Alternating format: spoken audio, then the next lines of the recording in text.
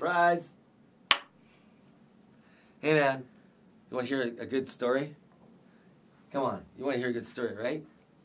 Have you heard the story about the Greaseboard yet? Huh?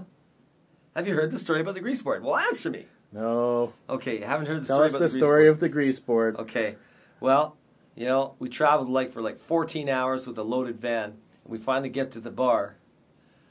And we get in the bar and we're loading our gear in. And here behind the bar is the full length of the building, right, is this huge blank Greaseboard, right? And we're all looking at this Greaseboard and going, what the heck is that for, right? And really, you know, I asked the girl, I said, so I got this weird question for you. This is after we had our gear happening, and we're really curious. What's the Greaseboard for? Like, it's a huge Greaseboard. There's nothing on it. What do you use it for? And she goes, you'll see. I go, what do you mean by that? And she goes, well, tonight we got a group of loggers that's been up in camp. There's about 70 of them. And they've been out in the bush for 3 months. And they got nowhere else to spend their money except here. And they're coming down here, and they're going to drink, and they're going to party. So you'll see, right? And I just couldn't figure this out, right?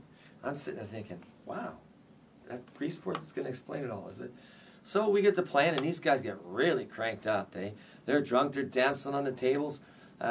One guy fell off a chair, and as he fell off the chair that he was dancing on, he fell onto the table and busted the table in half and a bunch of beer glasses. And I couldn't believe it. The bar waitresses, they weren't even flinching. But as I looked up at the board, she wrote his name down. George, 1 table, 1 chair, right? I'm thinking, okay, so at the end of the night, you got all these guys listed, you know, Bill, 3 beer glasses, 1 chair, you know, add a hole in the wall, repair, this kind of stuff. And this is like a whole list of it, right?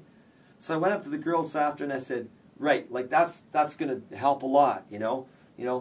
These guys bust up your bar. Oh, no, don't worry, we got extra tables and chairs. This happens all the time, right? And I go, well, yeah, right. How are you going to collect the money for that? She goes, this is the only place to drink within like 300 miles. And tomorrow night, once they've gotten rid of their hangovers, they want to come back in and drink. Before they even get served, they got to pay up for what they wrecked the night before. And that's the story of the Greaseboard.